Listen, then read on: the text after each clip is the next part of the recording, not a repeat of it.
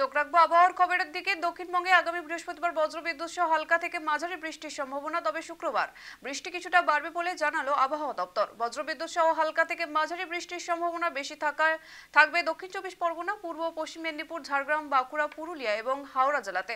অপরদিকে বৃহস্পতিবার দার্জিলিং সহ উত্তরবঙ্গের 4 জেলাতে ভারী বৃষ্টির পূর্বাভাস হওয়ার অফিসে। তবে শুক্রবার এবং শনিবার বৃষ্টি কিছুটা কমবে। প্রবল বৃষ্টির জেরে পার্বত্য এলাকায় থাকছে ধস নামার আশঙ্কা।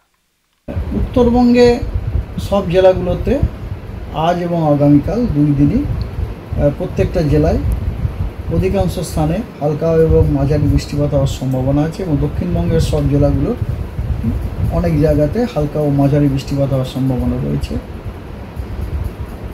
15 তারিখে উত্তরবঙ্গের একমাত্র 5টা যে উত্তরের জেলা আছে, দার্জিলিং, জলপাইগুড়ি, কালিম্পং, আলিপুরদুয়ার এবং কোচবিহার, এই 5টা উত্তরের জেলাতে জেলার অনেক জায়গাতে হালকা এবং মাঝারি বৃষ্টিপাত সম্ভাবনা আছে এবং দক্ষিণবঙ্গেরও পুরুলিয়া, বাঁকুড়া, ঝাড়গ্রাম, 2 মেদিনীপুর এবং 2 চব্বিশ পরগনা, হাওড়া, হুগলি, কলকাতা, এই জেলাগুলিতেও অনেক জায়গায় হালকা এবং মাঝারি বৃষ্টিপাত সম্ভাবনা আছে এবং বাকি পশ্চিমবঙ্গের জেলাগুলোতে স্ক্যাটার্ড রেনফল হওয়ার সম্ভাবনা আছে হালকা ও মাঝারি ধরনের।